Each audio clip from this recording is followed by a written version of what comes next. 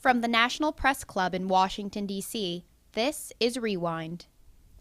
On March 24th, Judicial Watch held a press conference in the Murrah Room to discuss its new efforts to ensure transparency, accountability, and integrity in regards to voting in state-run elections. Judicial Watch is announcing today it sent letters to top election officials in Iowa, Colorado, and the District of Columbia, warning that it will file federal lawsuits against each state, or in the case of the District of Columbia, the district, within 90 days if they fail to take immediate actions to comply with Section 8 of the National Voter Registration Act, or NVRA, sometimes known as the Motor Voter Bill.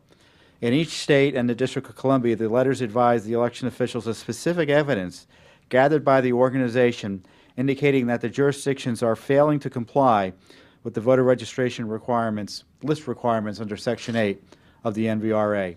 Tom Fitton, the president of Judicial Watch, explained the desired goals of his watchdog group.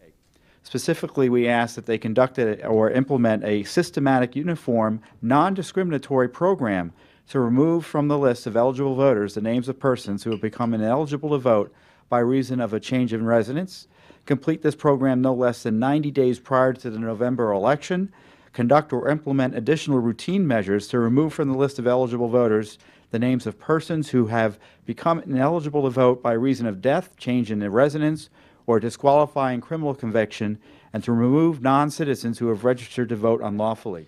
You know, dirty voter rolls can mean dirty elections. Many states are shirking their legal responsibilities to maintain clean election rolls. This undermines confidence in our election system, and outrageously, the Obama Justice Department simply refuses to enforce the federal law that requires states to take reasonable steps to clean up voter rolls. Judicial Watch is now doing, outrageously, the job of the U.S. Department of Justice. There has been, to my knowledge, a demonstrated lack of interest in the Justice Department in pursuing these lawsuits. And in fact, the one claim that had anything to do with list maintenance coming out of this Justice Department concerned a lawsuit that it commenced and then lost, in which it tried to force the state of Florida to stop removing non-citizens who were on the voter rolls in the run-up to the 2012 elections. Popper claims that the Obama administration has failed to acknowledge these lawsuits and that Judicial Watch is the only organization devoted to this cause. And as I'm telling you here, you can see that there are more than just 3 jurisdictions or 3 states we ought to be concerned about, and this is why the Justice Department really needs to get on the ball here. From the National Press Club, I'm Liz Rosas. On May 12, 2012, she was involved in a single vehicle accident. She flipped her car, sustained a severe brain injury. Fundamentally, she walked away from the scene of the accident and collapsed. She wasn't found for 90 minutes. She lost the magic hour. She was in intensive care for about a month, coma for about 4 months. She emerged in September 2012. There you go. She's a lot sweeter now, and her personality has definitely changed. I've never appreciated her as much as I have until 2 years ago, and she's my best friend. So if I need in-home care, my insurance won't pay for it. That's where Medicaid fit into it. So the way I've worked it is that her outpatient therapy is being paid for by the insurance company.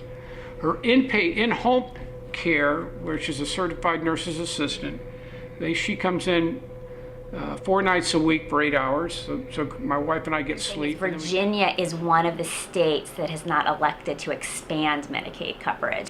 The Republicans have united against the Affordable Care Act and Obamacare, and also the expansion of Medicaid, even though they'll be entitled to a lot of federal money at first. But certainly all the providers in Virginia, the nonprofits and the voluntaries that take care of low-income people's health needs, are really wanting the Medicaid expansion so that their resources can be used in other ways. So as far as I'm concerned, it's really a shame. We need Medicaid. For her, we do, because she's completely dependent upon us. The end of the school year is near, which means finals are coming up.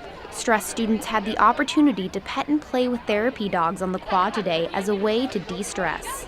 Sophomore Michelle Lee, a student in the SPA Leadership Program, organized the event for her end-of-the-year leadership project. It's just supposed to be a way for students to get information on mental and physical health and, just get a little bit of de-stressing done. Gracious owners volunteered to bring their therapy dogs to the physique fair, and students loved it. Oh yeah, I love dogs. It was just awesome. It was great. I feel great. I mean, the weather and then now puppies and everything here has just been fantastic. And when I saw it, I was like, okay, have to go to this. Love dogs, miss my dog at home. Students are encouraged to take advantage of the resources at the Health and Counseling Center if they begin to feel stressed anytime between now and finals. For District Wire News, I'm Liz Rosas. Hi, I'm Liz Rosas, and this is your AU Weekend Update. Nate Cover. And I'm Liz Rosas. Federal and local officials have placed a Bethesda man on the FBI's top 10 most wanted fugitives list. Police are still investigating the case of missing girl Relisha Rudd. The Washington City paper released its Best of DC list this week,